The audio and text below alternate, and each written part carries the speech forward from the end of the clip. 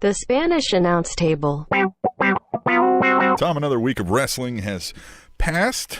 It almost feels like somebody passed. It's starting to feel like we've lost somebody, but more on that as the show goes. It'll kind of be a theme, I think. This is episode 259 of the Spanish Announce Table. Tom, how are you? How you feeling? You are well, I don't, I'll save your health status. I'll let you say what you might want to say or not.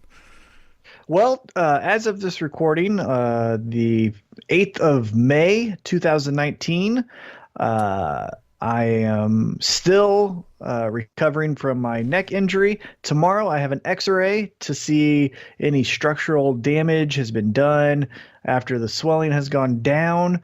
And then next Tuesday, I get the results from that X-ray. So I just go in tomorrow for the X-ray, and then on Tuesday I get the do you need surgery or not? But the diagnosis was to wear this for 6 weeks, and then after that, we'll examine. And guess what? It's been 6 weeks. I've worn it. I'm good. So I took it off. I'm not doing anything. I'm sitting in a chair. I'm not doing handstand push-ups or anything crazy like that. I'm just sitting doing a podcast. It's annoying. I have a neck beard that rivals any normal man's regular beard. So I can't stand having that neck brace on. Again, they said 6 weeks. I did 6 weeks. So it's on them that they made the appointment 7 weeks out. I have it off. I'm okay with it. It's my pain. I'll live with it, not you. So if you don't like it, suck it from the back. That's not your problem. So there's that.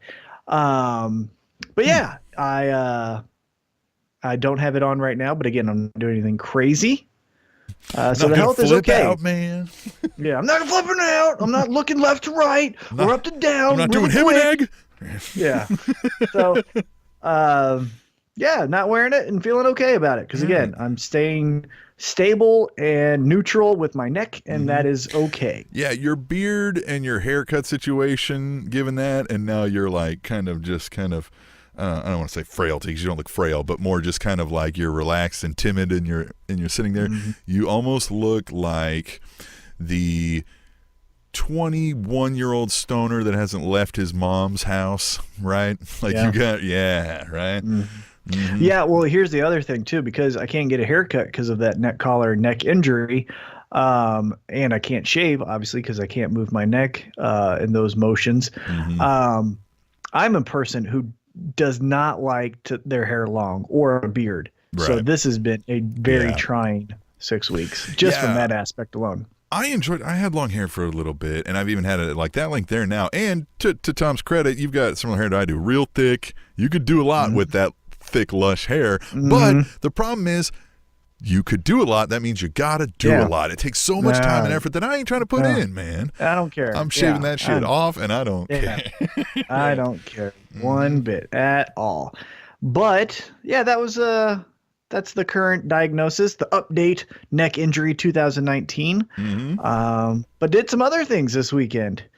Friday night worked an Invicta UFC Fight Pass exclusive card here in Kansas City. It was a one-night tournament where the winner fought 3 times. Now, because of the rules and sanctions, they could only do the first 2 fights were 1 round, and then the third fight was a 3 5-minute round. So it wasn't, 3 rounds each fight. Still, though, you have to get your adrenaline up, fight someone, then your adrenaline dumps, and then you recover, and then you got to do it again. And then if you win, then you got to do it one more time. And then this time you got to do it for 15 minutes instead of the 5. So it's still taxing on the body, but it was also taxing on the crew because it was not a traditional format as far as a tournament goes. The way Invicta wanted it to do, or to be, I guess, rolled out is after the first round, right? So 3 fights, those are 8, I forget. There's 4 winners, right? So 4 fights. And then after that, if any girl got a finish, she could then pick her opponent. So it wasn't a bracket style. It was almost like I think this person would be a best matchup for me. So with that, we had to then get it cleared by the state to see if they have enough recovery time, because you're supposed to have 30 minutes in between your last fight and before your next one. So that caused a lot of headache on the back end. And you know how a normal fight card goes without any of that stuff. Wait, how many minutes between? 30 minutes. You're supposed to have at least 30 minutes between. So when it goes semifinals to finals, you just got to dick around for 30 minutes? Or what? No, they had two outside of the tournament fights like that that were outside of the weight class. It was just like special attraction to give you the time there. They didn't roll out a stand-up comic or nothing. No, and it's still, but you never know because those two fights could be 10-second knockouts, and then you just wasted 5 minutes, and you still have 20 minutes to kill. Yeah, and then Tom's got to go out there and. Yeah, luckily everything worked out, but it was more stressful than I wanted it to be, especially being in a neck collar running around. So that was. They send you out there with a neck collar to run the name game and do some crowd work, get the crowd. Yeah, so it was a challenging Friday night, and then Saturday night here in Independence, Missouri, watched good friend of the show Anthony Sharkbait Gutierrez fight in the main event. First time, and I've been watching Anthony Gutierrez since his amateur days. I can remember fight 10, 11, 12 in his amateur career, and he had 20 fights in his amateur career, and now he's at I believe 10-3 in his pro career. Nice. So I've watched a good number of his fights, and for the first time he got dropped, face kisses knee, not knocked out but dropped in a fight. He recovered quick, went right into a submission lock, was able to, recover because he was in such great condition and muscle memory and things like that. He was able to recover from that devastating knockdown to win in the second round via rear naked choke. But man, gave me a little heart attack there because I was like, son of a bitch, my best friend fucking about to die. He didn't. And no one will die doing that. But it was a challenging fight. He fought a really good opponent from Omaha, Will Shutt. It was a fun fight and some other fights there. Antonio Martinez fought Wayman Carter in a kickboxing match. That was really good. That guy pretty quick, didn't he? No. Really? It was Wayman Carter is a G. He's a really good fighter. It's probably the best guy that Antonio's fought in his entire career. I was going to say, that guy does nothing but just fucking thump chumps. But so does Antonio, or so does Wayman Carter, though. Okay, gotcha. So this was a battle of the behemoths. Yeah, it was a good fight. They were both very respectful of each other's power, so it wasn't a lot of huge strikes being thrown, but it was still a good fight. You know what I think MMA is missing? What's that? It needs shit talking promo running managers, right? Day of, backstage. Oh, you right? mean like the fighter's like back for there, the personal fighter, right? Like the fighter's back there, right? Gotcha. He's got a freaking guy, and he's like, and he's gonna kick him in the balls right when we get, you know what I mean? He's like, you look like you look like a fucking 4-year-old, you know what I mean? Like just whatever they got, right? Whatever shit talking they got. Obviously, I'm not it, right? If you listen to my insults I just threw out there, but you get what I'm saying? You know what I mean? I mean, it's a good idea. It's definitely a good idea because they have a gas bag as it is with Dana White. But yes, I know what you mean for a personal fighter. Yeah, that'd be good. Oh, he is the Vince McMahon of that world, right? Like he is. Oh, but he's so Vince not McMahon. Smart. No, because I mean that company makes billions of dollars, and they were about to go out. He's a very smart man, but I feel the difference between Vince and Dana is Vince has that little gene or that attribute or whatever you want to call it of actual crazy. Like Dana White is vindictive and cold-hearted and driven and will stay up 24 hours and, screw people out of paychecks and yada, yada, yada.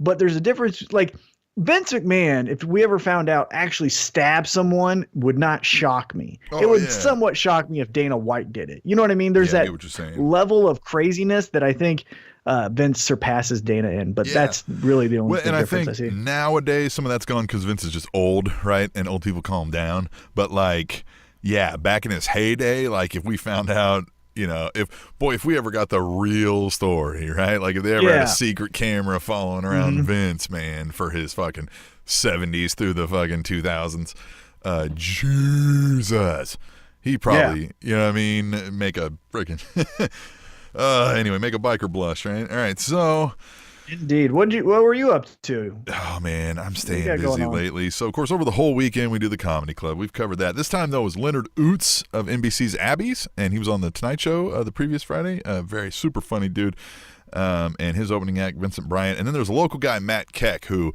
big time wrestling fan. He is the YouTube I'm a Snake guy. And go check out that video if you don't know what I'm talking about, but I'm sure you know what I'm talking about. And it's really, he's like, I literally just put a snake hat on my head and was like, I'm a snake for about a minute and a half to 2 minutes. And somehow that got 28 million views.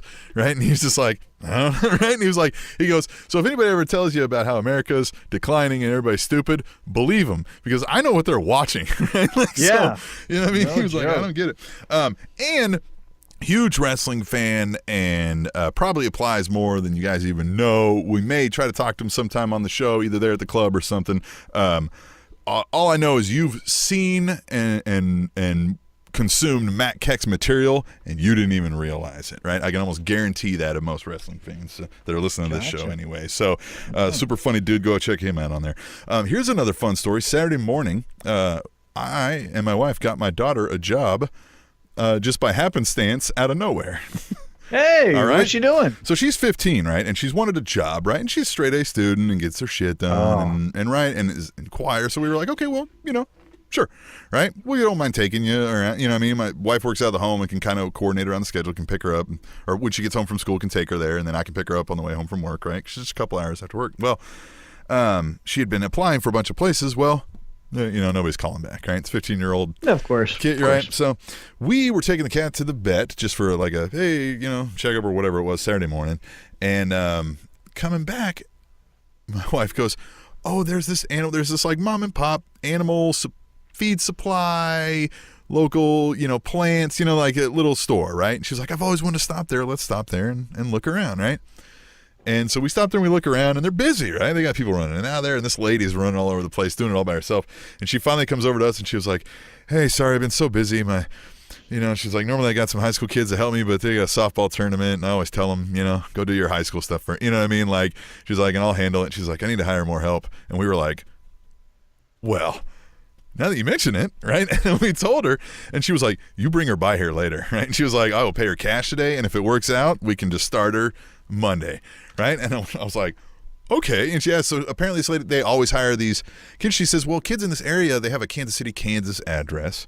She was like, and they see a 15-year-old kid or a 14-year-old kid whose parents got to get them there. They don't trust that. They don't hire him. She goes, so we like to hire him, let him do some work, and then we get him a resume and a nice little recommendation letter, and they can go get a job later, when they're driving and stuff. And I was like, this is amazing. So she's doing that now, basically lifting feed sacks, running plants, that kind of stuff. You know what I mean? Little job, which is perfect, right? And it's a mom and pop. It's not it's not Burger King or something, which is where she was trying to, I was like, I think this would be a lot better. So so we got her a job out of nowhere, right? So that's awesome. And then Tom, I'm happy to say, another spur of the moment thing that just by happenstance happened to happen. Yours truly is officially 1-0 as a soccer coach. Oh, okay. Right? Look at that. Right? Yeah. Okay. And Lexi I took Lawless a team. over here. I took a team of 5 kids. It's 4-on-4, right? I took a team of 5 kids who had never played together. This is their first game together, right? They had one practice before. And the other team is the guy who runs the concession for the place. And so him and all of his friends get to be there for free. And he had 12 people on this team, and he was rotating in basically 3 whole sets, and we beat him 11-10. Yeah. Right? So here's the story. Did you give him the DX suck it after you won? It's a new session, right, of this indoor soccer league, right? And so no comment. The regular coach is like, hey guys, he's like a little bit of a younger kid, right? And he goes, hey, I'm not gonna be able to coach for a little bit. I've enrolled in school. You know what I mean? So a couple of years I'm out till I get this degree. But they've got a new coach. They just hired him. He's gonna be coaching second session, right? Coach Pedro. Coach Pedro shows up at practice, Tom, and this kid is a kid. And he's definitely a soccer player, but he's never coached ever, right? And he's quiet, and he's tipping. And I was like, well, this ain't gonna fucking work, right? And I'm like, but I'm just sitting back watching. I'm like, okay, well. And the kid keeps coming over and asking me, right? And he's like, do you know what, like, the last coach, like, what kind of games they would do? And I'm like, no, man, I don't know.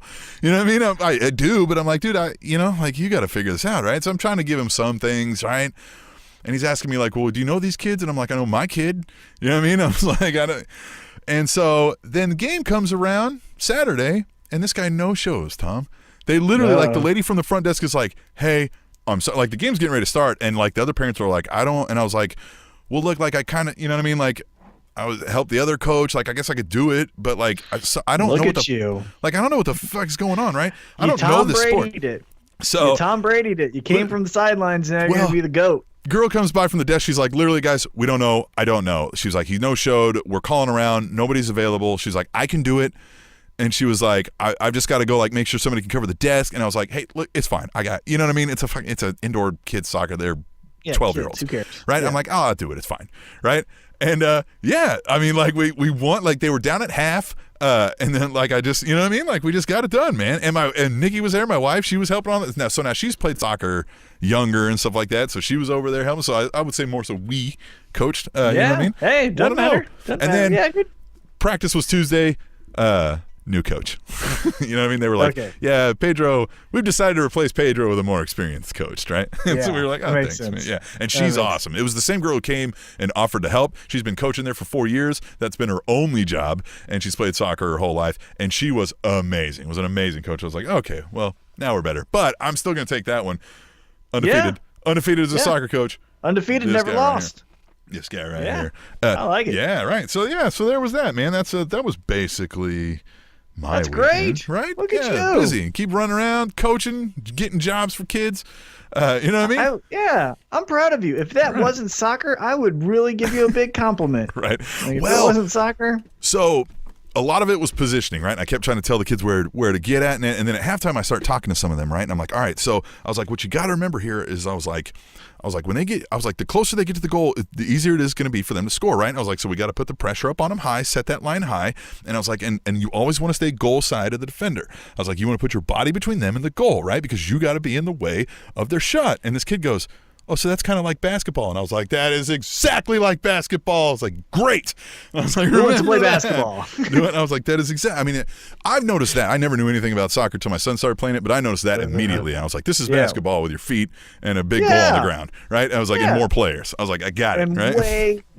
Way dumber rules, like offsides and best of 2 series. Right. And if you're the away team, goals mean more. God, that's terrible. Fucking dumb. That's terrible Soccer, in MLS. That's MLS, and that's terrible. That's even the big guys, the Liverpools and all that bullshit. Geez, they run that too? Yeah, look, soccer is the world's sport because the world's fucking broke, okay? You guys are all poor ass. That's why you guys fucking play soccer. Soccer's stupid. If you like soccer, you're dumb. Now, if you're a kid, good, because you know what? If you get a head trauma, that ain't good. Wait till you develop your brain. I think that's around 18. Then you could go play the real sports. But until then, play soccer. So that's your PSA from Team X. X. That's Team X advice for the day. Says the guy who should be wearing his neck collar and is not. Let's just put that little asterisk beside. Because I'm fucking feeling good. Because I did my neck stretches. Feel like I might do the AHA head wobble. All right, never mind. I'll come out here looking like D'Lo Brown. What you motherfuckers gonna do to me? Everything was good, they said at the eulogy, until he decided to do the D'Lo Brown. Then some asshole played D'Lo Brown's music and he couldn't help himself. What do you think? I'm not going to go take my head side to side? I am, goddammit. He was trying to reenact Road Dogg's performance as B-Lo. And that was the last he ever did. All right, so unless we got anything to do, we discussed this off air. And Tom, there's no real big wrestling news that stuck out to us, right? No, nobody... I mean, the quick hits, AEW landed a TV deal. Morrow re-signed. I saw that. London, who? Mauro Ranallo. Oh, Mauro Ranallo re-signed. Yep. That's good. A lot of just as you know, AEW is going to be making their presence internationally known. So TV deals internationally will happen. We don't get that TV deal. So to us, and no offense, not to say like our dirt's better than yours, but we're not going to be a part of that deal. Like we don't experience it. So it's not really news to us. But if you're in London or any place there, congratulations, get to see AEW.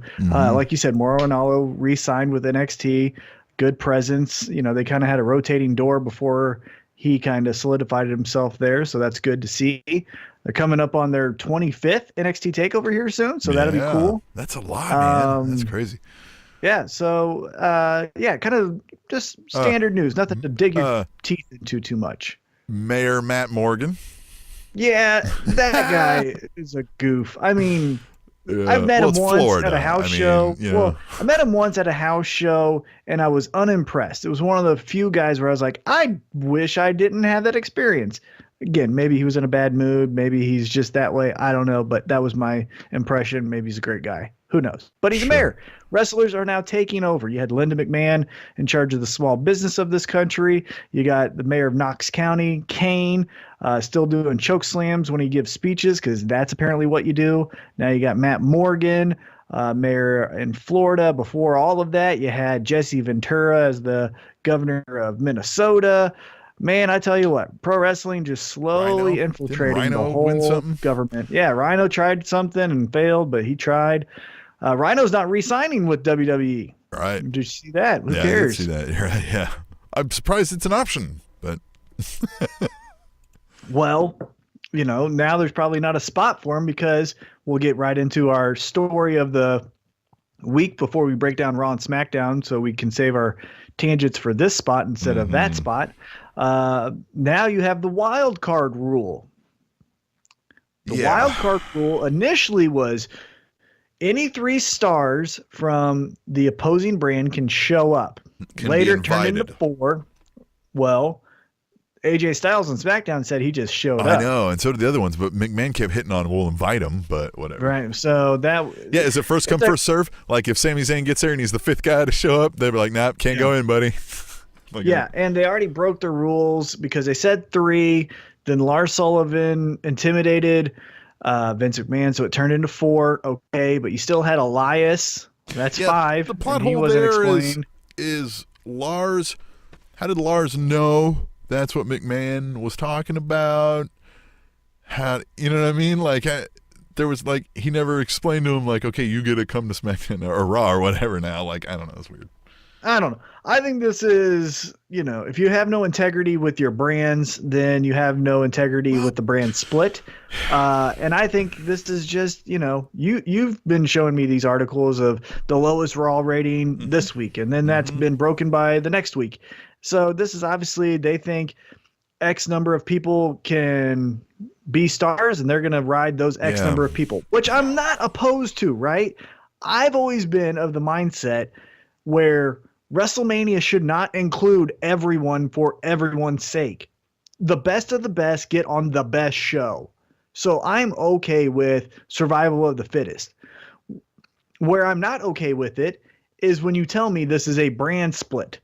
There's no integrity in that. And then you haven't even fully explained what the wild card rule is. Now, yes, it's 1 week, but you had time to come up with it, right? So is the wild card week good for a month? Like, is Roman Reigns on Raw for a month, or is it week by week? What if he misses a week? Can he come back after the week he missed? There's no rules. There's no set limits. It's confusing. Well, can I ask the question of, all right, so, and rumors abide or rumors surround that that the networks were demanding it, right? Like, both networks here, like, okay, what, like, we're not going to have, if ratings are terrible, let's get all the stars, you know what I mean? Now they're going to be fighting over that. So the idea was a compromise, top stars, they could both be happy, right? It just keeps harking back to they need to hop on board with it's 2019, the year of the storyline. Am I missing something? Are people watching wrestling only because, well, I got to see Roman Reigns tonight, or I got to see Seth Rollins tonight, or are they watching it to get a goddamn entertaining storyline to take them away from their mundane lives? Like, what are we talking about here? The reason there aren't more top stars is because you haven't fucking made any of them. Now, again, we can talk about, is it the stars themselves that don't have a charisma that can't make it? I mean, certainly there's a give and take here, but I'm looking at WWE as the entity of both, consuming them both, right? The stars, the company, the writers, all of you are doing something wrong, right? Like, let's all step it up here, and there needs to be more intriguing reasons for me to care. And it's not just because, crap, I don't know who's going to show up tonight. The 7th time that happens, it doesn't matter who. It's just that it's going to be somebody. And then it's not shocking. It's not surprising. It's just going to be like, who is it? And we're going to have to devote time to talking about who it is. And they're going to ad nauseum be like, well, remember, they're from SmackDown, and it's part of the wild card rule. And it's going to be like $9.99 all over a goddamn again. It's going to be, here's how you download the WWE app all over again. This is going to make it worse.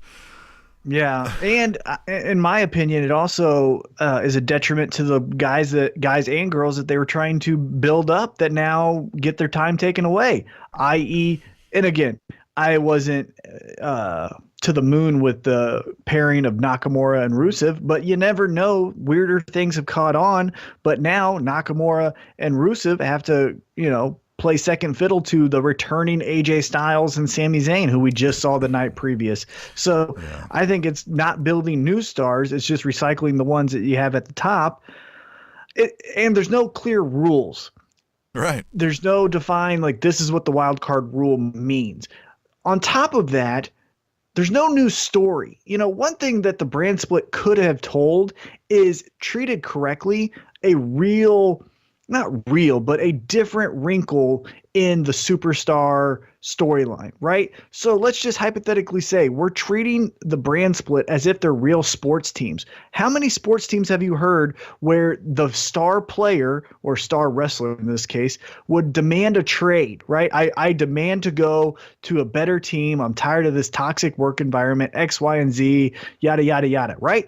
There's a fun, intriguing storyline because then you could have the rival general manager or authority figure, whatever you want there, playing up against that character, trying to have backdoor meetings. That's tampering. You could have treated this like a real sports, two different franchises. But no, all you do is, well, one time a year, we're going to do Survivor Series and they're going to really care that they're on this, color brand and they're going to fight for it.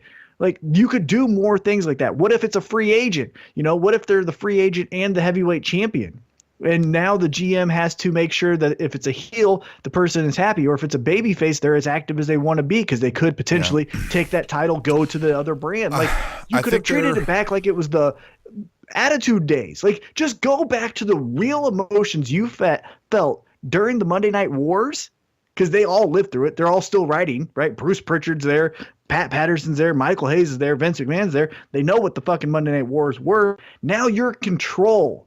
So create the environment of the Monday Night Wars between Raw and SmackDown. And we remember in Raw and SmackDown, Raw and Nitro, there were people that jumped back and forth. Jeff Jarrett was on fucking both brands. X-Pac was a member of NWO and DX. So it's not as if these people weren't jumping back around back then, but you could create that atmosphere of competitiveness and stay true to it. That's what they're losing. It's just oh shit, we just need a quick fix. Roman Reigns on Raw. Yeah. There two things going on here with the brand split, right? You're not doing it enough, as we've discussed here, and now you've got to blend them together even more, right? And to begin with, you didn't make them different enough. If I can make a soda analogy, right? Right now the brand split is Sprite versus Sierra Mist, right?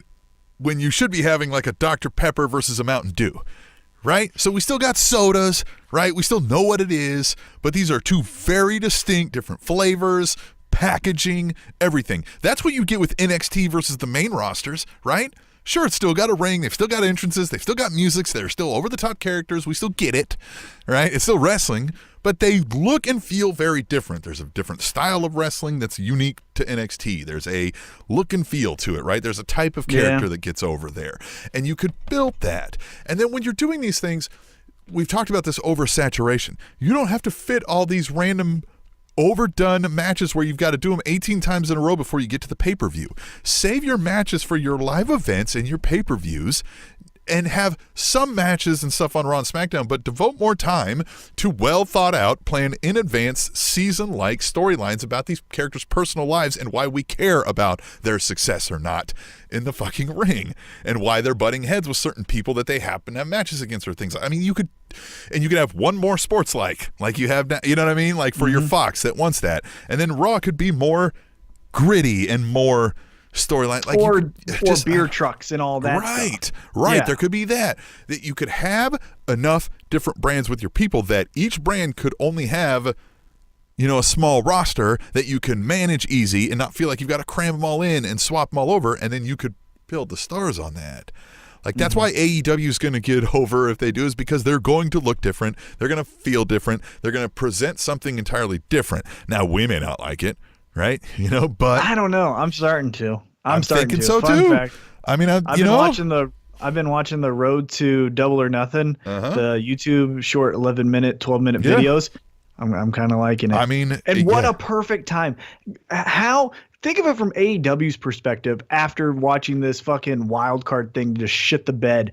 And they're just sitting back like, we only have 16 days or whatever it is, and we're going to fucking murder it. Yeah. Like, God, who is benefiting from this the absolute most? Well, one, hopefully the fans in due time, but it's AEW, because never has WWE been at its lowest point that I can recall, other than when WCW almost took them out of business in 96, I believe it was, than it is right now. And so, man, perfect timing from AEW as far as we know right now. Like, as it seems on paper, this is the absolute perfect time to make a big splash, because everyone, even me, I am a WWE guy to the, through and through. And I'm like, I even told you on through text offline, I was like, we're going to watch AEW's Double or Nothing, because I'm actually interested in that. I want to watch that more than I want to watch Money in the Bank. I just think WWE really needs to hit. I don't know how. I mean, look, easy to say, hard to do, I guess. But no, it's not. Well, okay, and it's not. I mean, you specifically come up with something, at least one thing each week that would be a major improvement in intrigue. And the storylines, I mean, why are there not more intriguing love triangles that have ins and outs? Why is there not, like, the reason the NWO was such a great storyline, also part of it is that it's gang warfare. There's power struggles amongst themselves. There's Macho Man and battles. There's in and out battles amongst other entities. I mean, like, that's what it is. You have to interweave things. You have to give each character, if you read any kind of here's how to write a screenplay, here's how to write a book, here's any class in that regard, one of the main things they talk to you about is, while you're prepping to write your story, one of the first things you do is you get a theme and slightly what's going to happen, and then you go to your characters and you identify who they are, where they're from, what made them, how they got there, what they you know what I mean, how they would react to something, blah, blah, blah. So you have all of that in mind as you're then building the story. You know what I mean? Like, and they don't do any of that. They go, we made them in NXT. Look, we slapped good colors on them. People cheered them. That's who they are now, and people will like them because that's who they are now. Mm-hmm. Right? There's no depth of character. Right. Yeah, there's no depth of character. Right. Yeah, Bayley hugged, and then after she hugged, well, you liked her because she hugged. Bayley. It's Bayley, guys. Remember? It's Bayley. You guys like Bayley. Yeah. And I just think, I agree with you. One point that I liked that you said is they need to treat Raw and SmackDown as the fun kind of events things, and then the payoff wrestling is the pay-per-view, your live events, right? The greatest moments of Stone Cold's career were never wrestling matches. I mean, you could say, WrestleMania 17, him and The Rock. But if you start to say Stone Cold Steve Austin, you say beer truck Zamboni, attacking Vince at a hospital, blowing up the DX bus. Like, there's how many Rock concerts? That very DX thing we referenced earlier, the Below. Like, that's not wrestling, but it was one of the most memorable.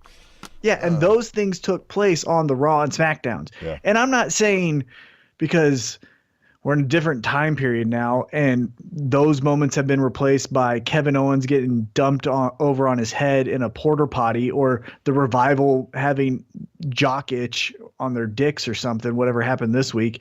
But what I'm magically saying takes an hour to enact. Yeah, is whatever. Again, they had ass cream one time, Edge and Christian, so I'm going to be okay with it. And we'll get into the Raw and SmackDown stuff later. But they can treat the Raw and SmackDown as more of the cool moment shit, and then your wrestling can take place at your pay-per-view. And here's the other thing. If you don't have anything for anyone, then that's where the wrestling match goes into, right? We have a number one contenders qualifying match between Cesaro and Sheamus for the Intercontinental Championship match. Mm-hmm. There it is. There's a fucking story. They don't have anything going. Exactly. Not Cesaro and Sheamus, but just two wrestlers is what I'm saying. Yeah, you could make me a number one contender for the Intercontinental Championship match out of some of these matches. And who cares if they lose? Like, I don't care. You know what I mean? Like, put something on the line. Ricochet and Robert Roode had an awesome match, and it made sense because whoever won got to qualify, or in Ricochet's case, stay in the Money in the Bank match. Right. That's how you do it. Right. Instead, they wasted time just going like, those are the guys. Right. And it's doesn't make sense. No, I agree with you. Yeah. Well, and maybe that's a good place to break, because then we'll get more into the micro. You want to take a break before we do that? Let's take a break. It's been about 30 minutes. Let's take a break. Yes. We'll come back and we'll break down Raw and SmackDown like we usually do, fly by on some things that sucked, and we'll dig deeper on things that sucked less. All right, when we return to the Spanish announce table. Fun fact and breaking news: Denver has become the first city in the United States to decriminalize psychedelic mushrooms. The Spanish announce table.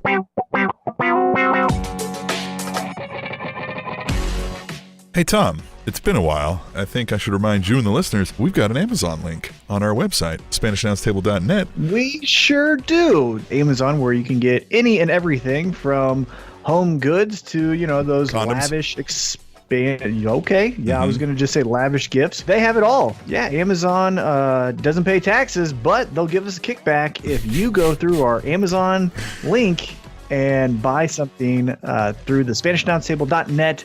Click on the Amazon link at the top. And then, as always, you are not affected at your price point, but we do get a little bit of a kickback, which is great for us and great for you, because the more money we make from that, we invest into this podcast. Win-win for all parties involved. SpanishAnnounceTable.net. Click the Amazon link right at the top.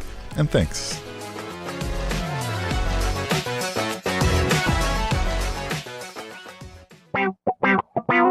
The Spanish announce table.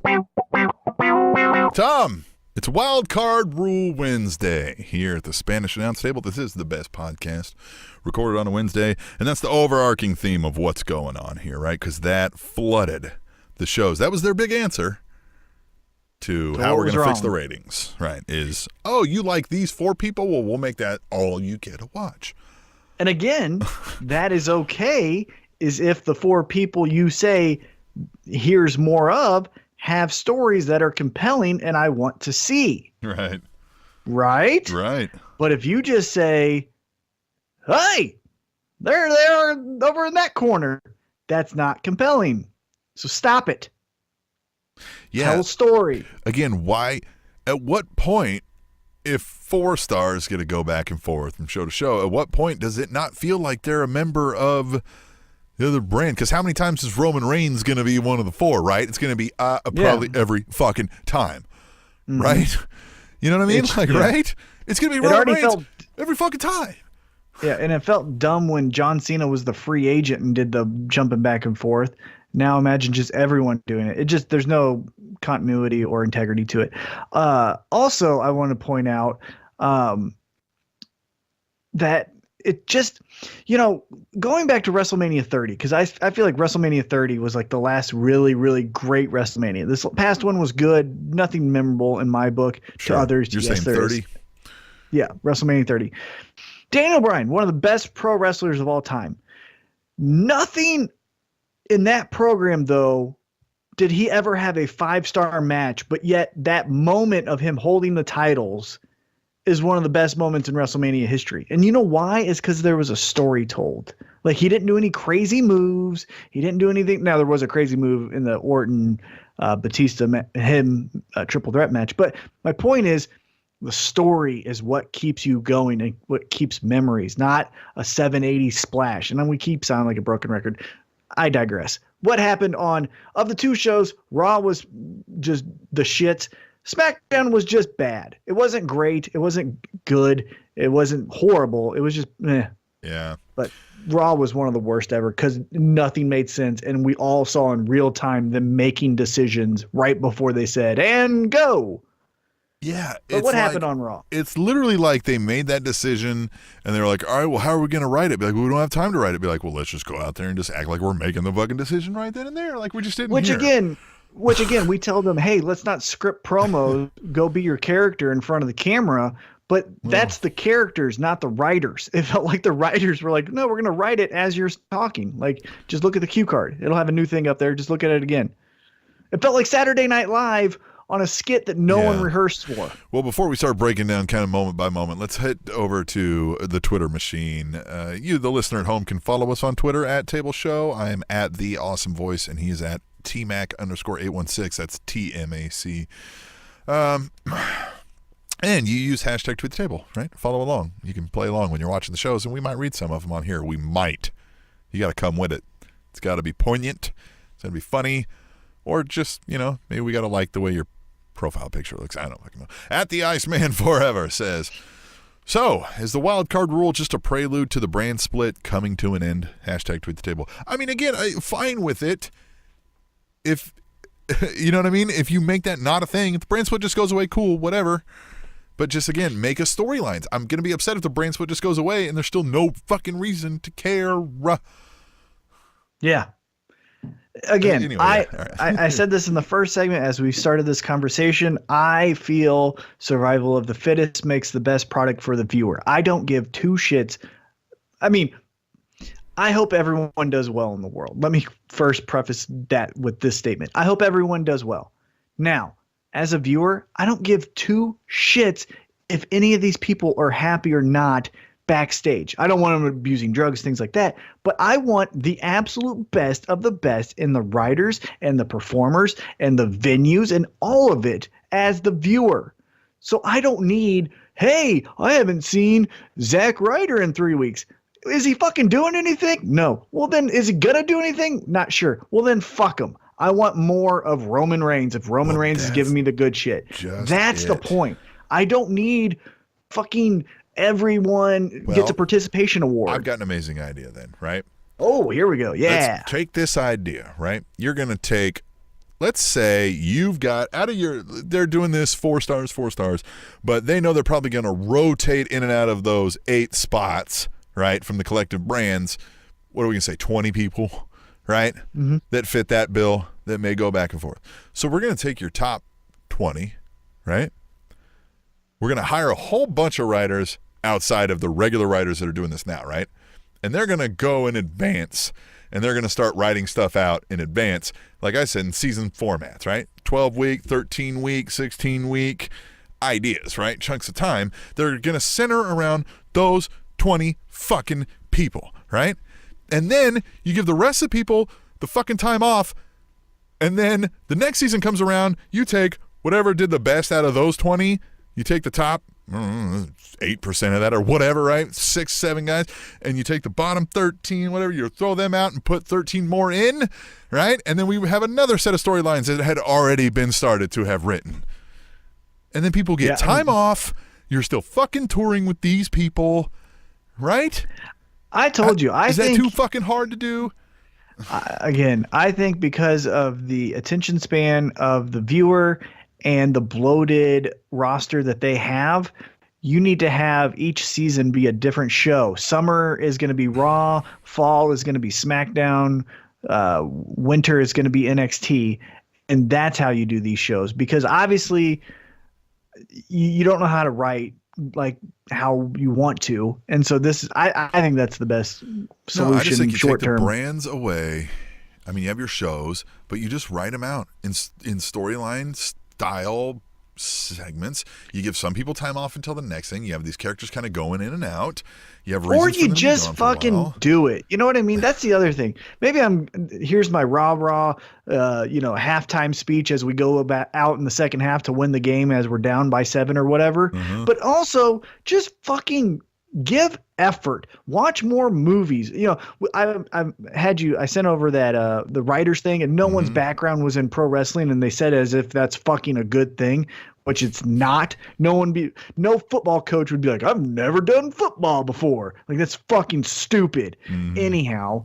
But what I'm saying is invest in more things to get influence from outside forces, or watch more pro wrestling so you understand what the fuck you're writing. One of the two needs to happen with these fucking writers and performers, and we need to tell stories. Okay, let's go into Raw because we keep saying the same thing. What happened on Raw? All right.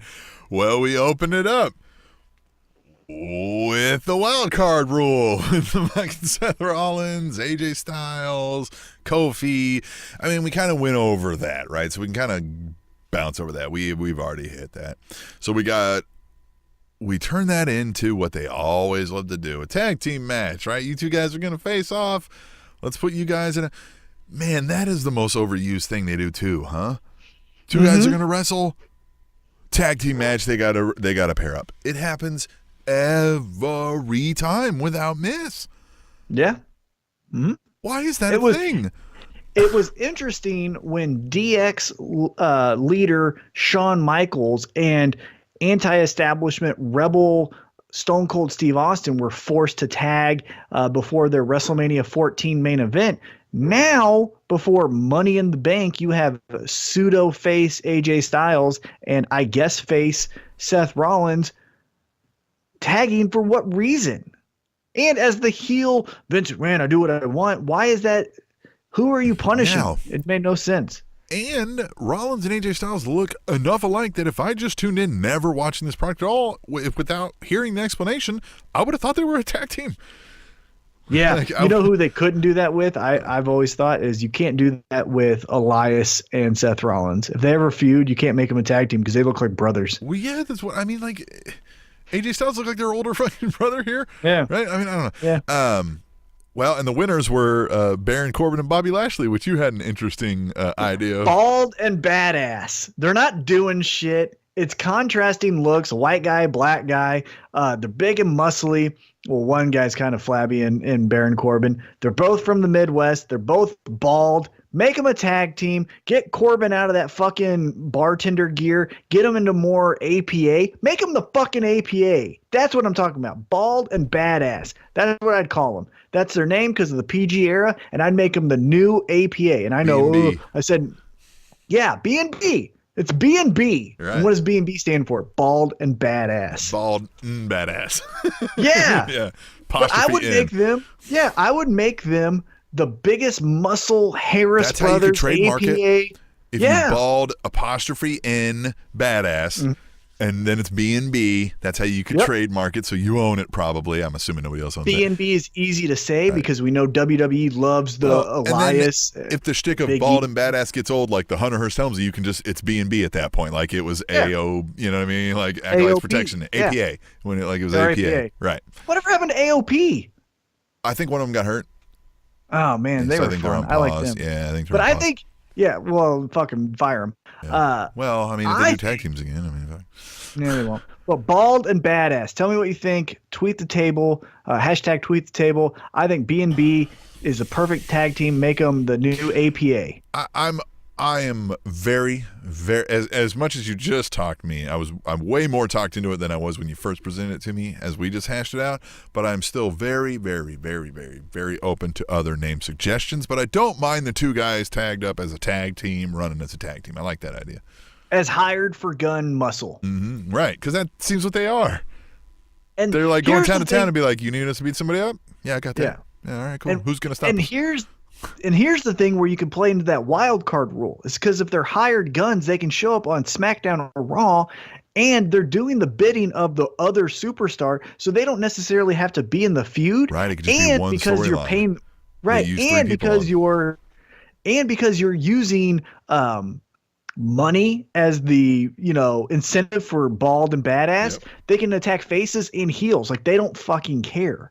So if Miz keeps getting jumped by Elias and Shane McMahon and he finally wants to even up the odds, he hires B&B. Or Yeah. on the contrary, if Shane is feeling threatened by the new team, the reunited team of Seth Rollins and Roman Reigns, he hires B&B. Like that's how you come use them. some of these matches they don't just tell us winner of this match, like on a Raw, $100,000. gets $100,000. Yeah, you know what I mean? Like, why not? Yeah. Or how about this? Winner gets $100,000 of that guy's paycheck, right? Like whoever loses, right? Like, all right, right? Like, let's What watch a cool storyline that would be. An organic reason for a match is backstage, a bet goes down, can't wait for, you have two guys who aren't in the Money in the Bank. Let's just hypothetically do it for this week, right? Okay, You have two guys who are not in the Money in the Bank. Let's say it's Robert Roode Right. and Baron Corbin, right? They're backstage and they're looking at the TV after Ricochet gets a win, and Robert Roode looks to Baron Corbin and goes, I should have had his spot. I'm the best one on this roster. Baron Corbin's like, you think you're the best one? And he's like, yeah. Well, I bet you're not. What do you want to bet? I'll bet you my paycheck. All right, cool. What do you make? You know what I make. All right. We're putting up $1 million, whatever it is. I'll bet tonight's paycheck, right? Yeah, $100,000. And let's just say they make, some dirt sheet Dave Meltzer like, well, actually, they only make $70,000 this night. Fuck you, idiot. What I'm saying is you make up a big number because these are fucking superheroes, and they fight for the fucking paycheck, like pink slips and racing. Yeah, I make $350 to be here tonight, right? You know what I mean? Yeah. Like, oh my God, they pay. But in the old school days of like Grease and James Dean, where they used to race for pink slips, we're fighting for fucking paychecks. Right. God damn, that's a good idea. Right. You know what I mean? And then if he loses, he roughs him up later, right? Because God damn it, you took my paycheck. You know what I mean? Or the guy that won did it by shenanigans, so you get a rematch, and it's double or nothing. Right, double or nothing. AEW. All right, Sami Zayn tossed into the trash, quite literally, I guess. Yeah, so I like the promo, and I like that someone, holy shit, stopped him in his tracks, right? Right.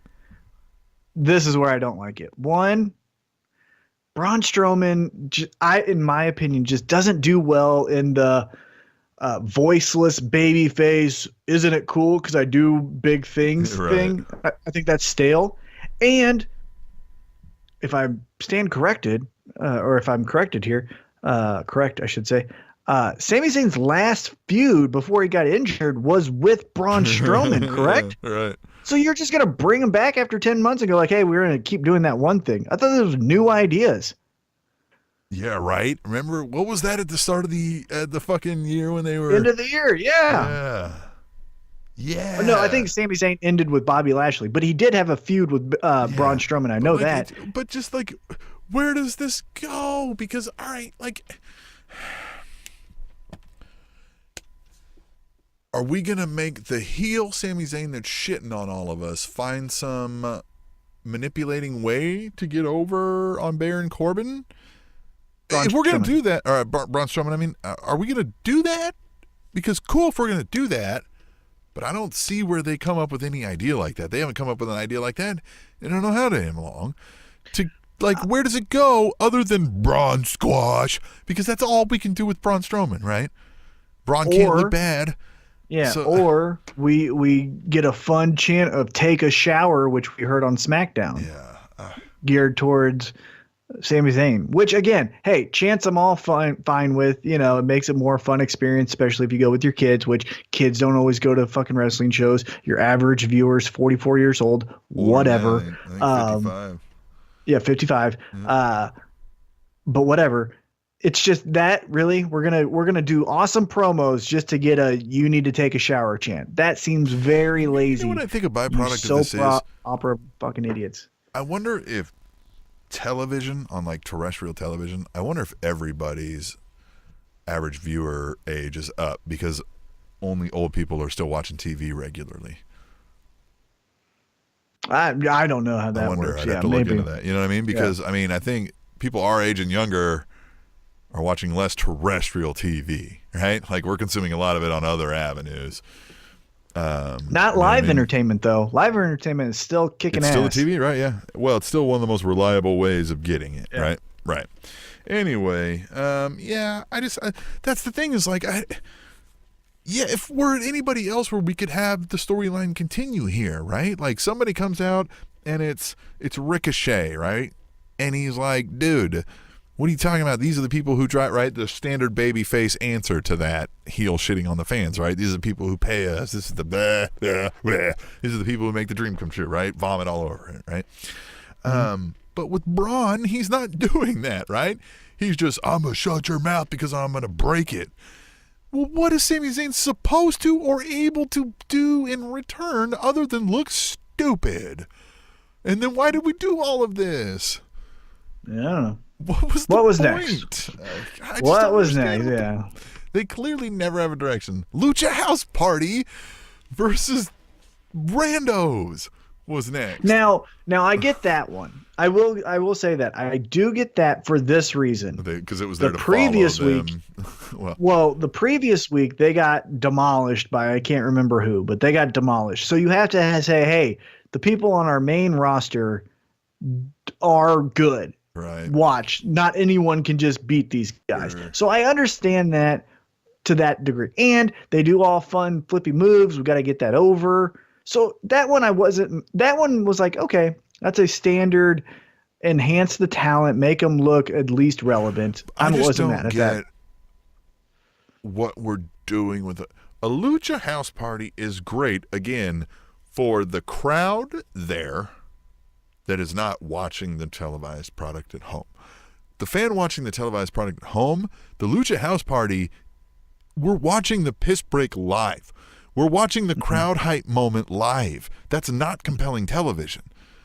That's there to get somebody in front of you going like, all right, I'm excited. What? Okay, and now bring out the act and be like, yeah, that guy's great, right? Like, that's what that is there for. Why are we watching that live on TV? Why did they fucking think people want to watch that? All right. Anyway. You could tell stories, though. You could, have, but they don't. Yeah, you have a built-in story because, Rey Mysterio must wrestle all Mexican wrestlers on the roster. You could have a heel Rey Mysterio say, this is not what the new Lucha Libre is about. I laid this foundation. How dare you spit on my tradition? Turn him heel and have him beat the shit out of Lucha House Party. Wouldn't that be cool? I just came up with that in a minute. Yep. God damn it. Well, and then even though we gave it props for giving us the next match here, even though we gave it props for giving us at least an attempt to give us a reason to care about the winner, Rude versus Ricochet for the Money in the Bank spot. Yeah, and that was good, right? Right. It was interesting because maybe they do go with Rude. You know what I mean? Both guys are viable in that match, so it was good. It is, although my question is, I mean, we just did last week, we did the I'm Robert Roode now. Look at you're gonna, and then here we go. I'm losing, and I can't win. Yeah, it's like, come on, man. Like he's not gonna beat somebody up. He's not gonna take somebody's girl. Well, like he's not gonna. Well, he should. Right now, if we're doing that for months, I'm okay with it with a one-off week. Fighting for some stakes. But anyhow, what happened after that? All right. Yeah. I mean, at least, beggars can't be choosers at this point, right? At least we're getting something. The Samoa Joe, Rey Mysterio, Dominic thing. There's gonna be something here at the something match, right? happens there, and this Dominic's is turning, or Dominic gets beat up, or I don't know. Something. Dominic has to basically win the match for him or something, right? And then he's wrestling. What if Dominic grabs Rey Mysterio's foot and distracts him, and then Samoa Joe gets a rear naked choke on him? Oh, that would be cool. What if Dominic demasks Rey Mysterio? And that causes him to lose because Samoa Joe roll up, and then they leave together. Dominic, Joe, arm in arm. Dominic holding the mask. Right? Come on, there's a fucking storyline. And I'm tuning in to see what happens next. Yeah. Now that's, yes. Now where they could go, and probably where they will go, which would be at least a compromise, is have Dominic distract Samoa Joe, Rey Mysterio, get the victory, becomes the U.S. champ, him and his son stand at the entrance with the United States Championship. I'm okay with that. Sure. Yeah, just do something. Just don't have Dominic stand there the entire time. The 619's hit by Rey Mysterio, and they go, yay! That's your absolute cannot happen. Yeah. Lacey Evans versus, again, somebody. Ali Katrina. Yeah. But I like that, though. Earlier, we saw them get invited to this, and they're like, who the fuck is this bitch? You know what I mean? Yeah, and that's a story. Right, and then they're out there, and she's shitting on him, and she was like, a proper RSVP would have, right? So, I mean, that was fine. I go, all right, and whatever. Becky Lynch came out and then put the boots to her. I've got a problem, and I know I do like what you've brought up, where it's a great name for her finisher, the Woman's Right. But to me, it's like the weapon of mass destruction with Big Show, where if you're telling me their one punch is a finisher, do they not throw any other punches during the rest of the match? Is Well, everybody that could else's be punches just so shitty that like their one is like I don't know. Well, yeah, you could say that they have power in their hands. You know, they hit like a cement truck. Right. I think that's a way you could do her first match, especially to establish her finisher. Is you have the entire match she's throwing to Becky's head, and Becky's having to duck and move, and she's so afraid of this right hand landing, just like they did in heavyweight boxing. Yeah, I would love if somebody if we know this person in random matches has knockout potential on one punch, but it wasn't a design finisher, right? I don't want to see them cocking the gun, right? Well, I don't want to see them winding up the for the women's right. No, just, oh my God, he got him. Right hand, and then pin him, right? There was no finisher, but it was just like occasionally they can do that. And sometimes they try to do it and it misses, or they don't get enough, and it's right? Like, but it doesn't have to be a thing, right? They can also have a finisher, but just sometimes they're so good they don't need it, right? Yeah. Like, I think, I mean, in real fighting, like there's a guy named Dan Henderson, and that's the only thing he could do is throw a right hand. So everyone just made sure to not get hit with the right hand. Right. And that's what I think you could do with the Lacey Evans character. That's where I would want him to go. Because like Dan Henderson literally could only throw a right hand. Well, so there's that. After she's gone on with this for a little bit, maybe, you know what I mean? Like somebody figures that out, right? And then they're the 1, 2, 3 kid to her Scott Hall, exactly. Right? Because they've got the number and they figured it out, and then people start figuring it out, right? Yeah, for sure. Backstage with Daniel Bryan, we see him. I loved it. And here, let me his promo. And B-double-D said it on Twitter at B_double_D says, in one promo, Daniel Bryan showed why he should have never had that belt taken away from him. # sorry, not sorry. # tweet the table. Let's fast forward because we can kind of jump around because we're doing both. Let's fast forward the next night on SmackDown, because the Hardys had to relinquish their titles. Shane McMahon was just going to give the titles to Daniel Bryan and Recyclable Rowan. And the Usos came out and were like, no, fucking, we put too much work into that for you just to hand it away. Let's fight for it. And I like that. But now. Their promo was good too, though. Yeah, but now the best thing of the week for me was now we have Recyclable Rowan, the muscle, and Daniel Bryan, the mouthpiece, the Planet's champions. Yep. We've got that, but in the tag division, and he said he's going to redefine and revolutionize the tag team division. He said too many jokers were in the division. He said the jokers like the New Day, the jokers like the Usos, the jokers like Zack Ryder and whatever the fuck the other guy's name is, the loser. So I like that. That was my favorite thing of the week. So the Planet's champions, Daniel Bryan and Eric Rowan, looks like somebody took Harper and Rowan and they washed and dried Harper on hot, and he shrunk, and now we've got Bryan and Rowan. I like it. Right? Yeah, I like it. That's good. Hey, that's an upgrade for that tag team, right? I mean, that's an upgrade for the whole fucking division. That's an upgrade for any tag team. If you swap a Harper for a Bryan, that's a great I was trade. just gonna say, if you swap a Hardy for a Bryan, that's a way better. Well, like, no, but I mean, champs. Like, if you take a Luke Harper and swap him out for a Daniel Bryan, that's going to improve any tag team. Not that Luke Harper isn't great, but Daniel Bryan. Daniel Bryan's the shit. As B-double-D stated in that promo for On Raw. Yeah. Speaking of the loser and his buddy, they took on the Viking Raiders. What the hell is his name? Kurt Hawkins. There it is. And Zack Ryder. Hawkins and Ryder. They play with fucking toys. Cool. Just remember Edge and you'll remember it. Hawkins and Ryder.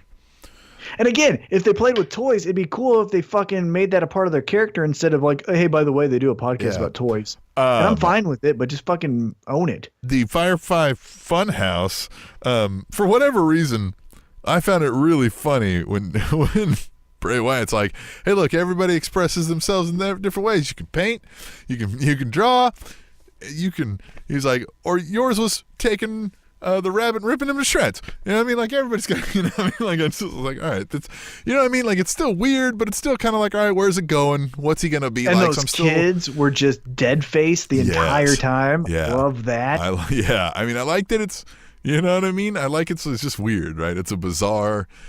You know, I hope. But slow burn it. This is my only request, just as a fan. Slow burn it a little bit more. Because Even a now we're little going more, too, huh?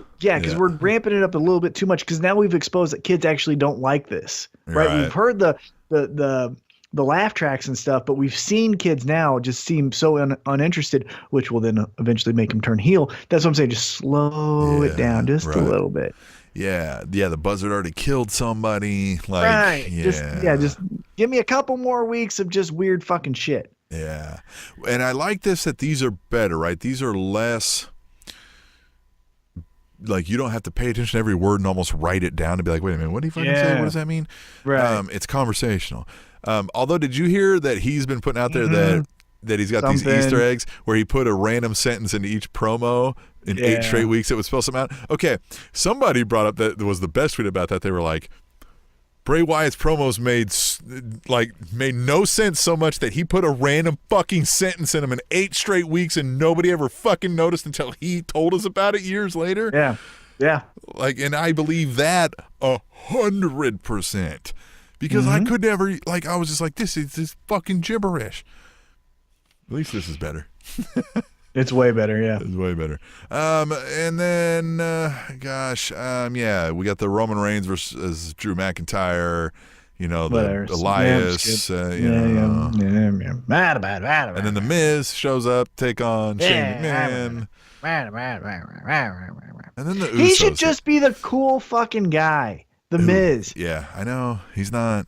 And here's the other Fighting thing: for his father's honor. Who does that? Who's gonna get behind that? Do people do that? Do they fight for their father's honor? Do you ever have to do that? No, I don't. What the But fuck are we talking about? here's the other thing, though, that the little attention to detail that I would implement with the Miz character. Okay, he fights for his father's honor. Maybe they were best friends growing up. I've seen plenty He of. told us they fucking didn't get along. Well, but what I'm saying, maybe they're best friends now, right? Yeah, sure. I'm okay with buying into that. But hey, Miz, why not you wear pants if you're gonna street fight someone? Why are you in your fucking trunks and then your own t-shirt? I don't know. Look a little bit more scruffy, right? Like this has really been on your mind. Have a little bit of a 5 o'clock shadow if you can grow one. I obviously can't, but if you can, try it. Wear some jeans. Kind of look more authentic too. I don't give a shit where I'm at. I'm going to find you and kick your ass. Don't be like, well, I got to the arena. I put on my trunks, had to put on my merch, and now I'm going to wait for Shane. Like that is a disconnect for me. Look a little bit more psycho, more obsessive over you don't show up with beating your Shane fucking up. headband on and your fucking robe or whatever, you know what I mean? Your gears on Not with when your shirt. Like, not when you're obsessed with revenge, right? yeah, how about this? You're showing up to beat up Shane on Raw, right? Where you don't belong, but you're just coming over because you're invited. And you know you're just going to beat him up when you see him, but yet you've got your gear on, including like your shin guards, your fucking knee pads, your Doesn't tights. make sense. That does And not it's not a make match. sense. You don't that have a means match. You went Why to the dress in locker professional? room Yeah. dressed. No, you were looking for Shane, right? Like you Doesn't weren't make sense. there. Your bag's still in the hallway. Somebody was like, "Hey, Miz, I found your bag. Fucking leave it out in the parking lot. I'll get it later." Where's Shane? You seen him? You know what I mean? Like, come on. Fuck are we doing? And then the Usos thing, this revival thing. Like, yeah. Look, Attitude Era did a lot of the same stuff, so I'm gonna excuse it for that reason alone. I but guess, it wasn't good. I don't know if I would have, if I was this age in the Attitude Era, that I would have thought that was a good movie either, though. I would have been like, come on, man, this is dumb. At least Ass Cream was like, what the fuck is Ass Cream? You know what I mean? Like, like this is like, but it's I mean, funny but this for is the bald guy to rub his ass on the ring. Ha ha ha. Yeah, well, and I is this another deal with the revival and their contracts that are in the news that where the WWE's working us? I guess we thought that with Dean Ambrose and they weren't. Yeah, They're willingly jumping around like idiots, pouring fucking water down their crotch and shit. Yeah, I don't know. I'm okay with it. Again, it's stupid, but you know, there's been worse things. Here's the point I want to make about the Usos, because they're being dragged down by this stupid storyline. They're the best tag team in the world. Yeah. If you disagree, shut up. But here's the thing that I still don't get. Usos versus AOP. Where's that? Well, here's the thing that I don't get. Remember the don't be a bully, be a star? We're fucking cheering the bullies. The Right. Revival has done nothing Yeah. to the Usos. Hey, listen, I might be willing to bet you might be able to cause some damage if you were to put Icy Hot in somebody's fucking underwear without them knowing. That's probably a crime. You know what I mean? Like, are we Well, really yeah, like... but it's just mean. It's just mean. Well, yeah, and and there was it's just mean, right? Yeah, the Revival never cost the Usos a match, to the best of my knowledge. It's just been the Revival said, "Hey, Usos, we think we can beat you. This is where we're better than you." And then from then on, the Usos have been like, "Guess what? We caught intimate footage of them shaving each other's back, and then guess what? We're gonna make them fucking run around with their dicks on fire. Aren't we cool?" And it's like, nah, that's not cool. Yeah, no, if you're it's not the whole cool. thing is don't be a bully, be a star. Yeah, I don't like you. Fuck. Yeah, now I'm supposed to cheer for you? Like, I look like an asshole. And again, if you're heels, okay, I get it, right? Like, I feel sympathetic to the Revival, but you're trying to tell me your faces, and that's not a face thing to do. Yeah. Well, then we got Lars taking out the Conga Line and No Way Jose. And this is another thing. This No Way Jose thing and this ad nauseum where they keep trying to run this same gimmick over and over again with somebody. That's great for the in-house crowd. Why am I watching that on TV? Like, if we're not doing where you said they're leading the fucking show. Yeah, like, what the fuck is No Way Jose? Like, what? No Way Jose is meant for WWE main event, right? Yes. WWE main event, No Way Jose, I'm 100% on board with, because it's the first match of the night for the crowd. It's fun. It's da-da-da-da-da. You get them a good win over a jobber. Keep them there. Yeah, what is It makes no this? sense. Why is he on? What the? I want WWE, if you could find a way to stop every person coming out of the shows, right, for a whole year and pull them this fucking question, right? No Way Jose, did that fucking do anything for you? I think they would be shocked at how many people would be like, it didn't really fucking matter. You know what I mean? Like, I gotta live without it. Like, you know, like you might get some kids that were like, I loved it. And you might get some adults who are, can barely spell that might fucking be like, yeah, it's fun. But like, I bet you 75% or more people would be very indifferent to it. Mm-hmm. Right? I agree. Am I misjudging that? Am I misjudging it? At that point of the show, if it was the first thing to kick off the show, I think more people were like, that was fun. Okay, but I still bet you'd get half of the people that if you were like, all right, if you never saw that, would you feel like you missed anything? They'd all probably be like, probably not. Like, what the fuck does it matter? Anyhow, what was next? We're getting a little too negative. Let's just keep it. We're supposed to be positive, but there's really nothing. We keep talking about 2019, the year of the storyline, but there have zero to none. And if they do have it, it's very flimsy. It's based on a very no premise. And I just don't know. All right, so how about we do this? Let's switch course live on the air, because that's what we do here on the podcast. We don't fact check. We don't prep. Tell me, and I'll give you a minute because I can go and go into my favorite thing of the week. But give me your favorite thing of the week. So I'm going to go, while you keep looking, I'm going to go into the Daniel Bryan, Recyclable Rowan as the tag team champions. Yeah. And it's for this reason. With losing on SmackDown, now the wild card rule is what it is, so who the fuck knows if this is really going to happen. But I'll say this. With losing a credible pop in the Hardys and with losing the Usos to Raw, the tag team division was really up in the air. And also on top of that, Big E and Xavier Woods couldn't be a tag team because Big E has the bum knee, right? So with all that being said, you had to have some stability and you had to have some star power. And in my opinion, just like what B-Double-D said, the best guy on SmackDown is Daniel Bryan. For a division that has 0 to nothing that was going for it, I think that was the best possible move.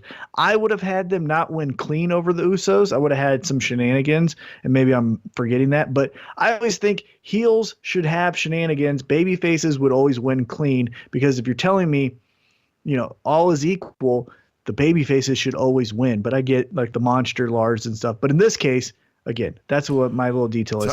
But I would have had a promo, because Daniel Bryan's best work right now as this heel isn't his in-ring stuff, right? It's not a dastardly move or it's not this spectacular, memorable 650 splash or whatever. It's him on the microphone.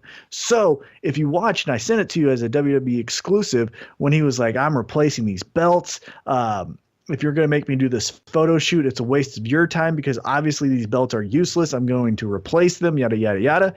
I would have had that incorporated into the show to establish a little bit more of like Daniel Bryan and Recyclable Rowan are here and they're here to fuck shit up. Mm-hmm. So that was my favorite thing of the week. It was mine too, but I'll pick something else because, you know what I mean? I really like the thing that stuck out to me the most about that whole thing was the Usos coming out and being like, no, hold on. You know what I mean? Last we checked, we earned that. People before earned that. And he was like, you earned that when you beat us, right? Like, and it was like, yeah, wait a minute, God damn it. You know what I mean?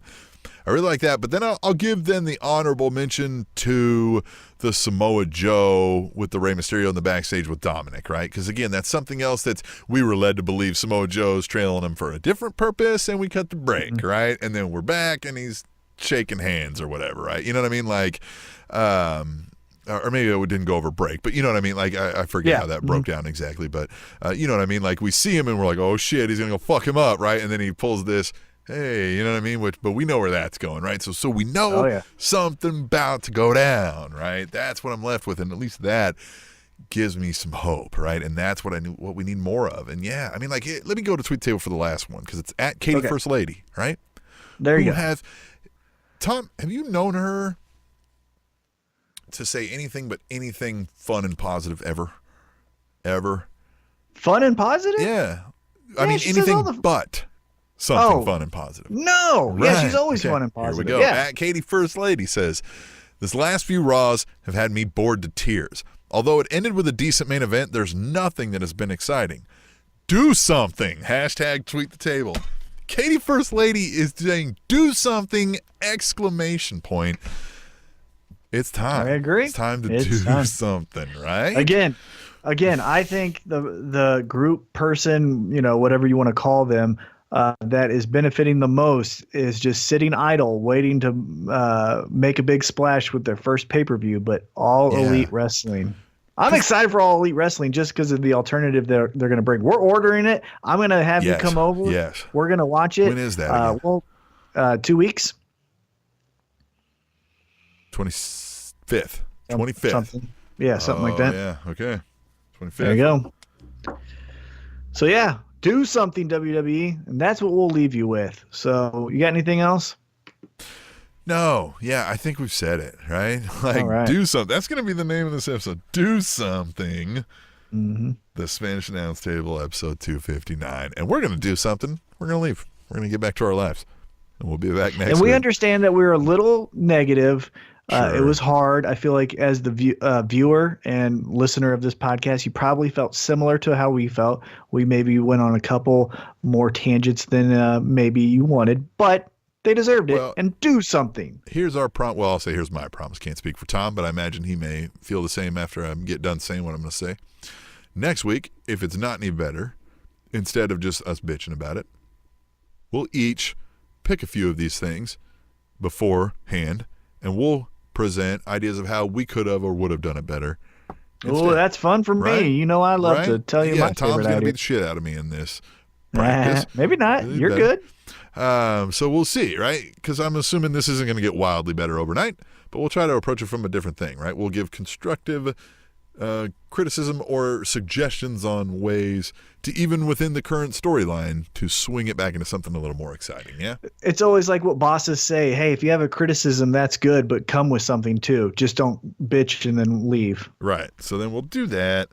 And then, we'll be back next week for episode 206D of the Spanish Announce Table. Hey, fun fact, the mayor of Fort Wayne, Indiana from 1932 to 1947 was a man named Harry Balls. The Spanish Announce Table.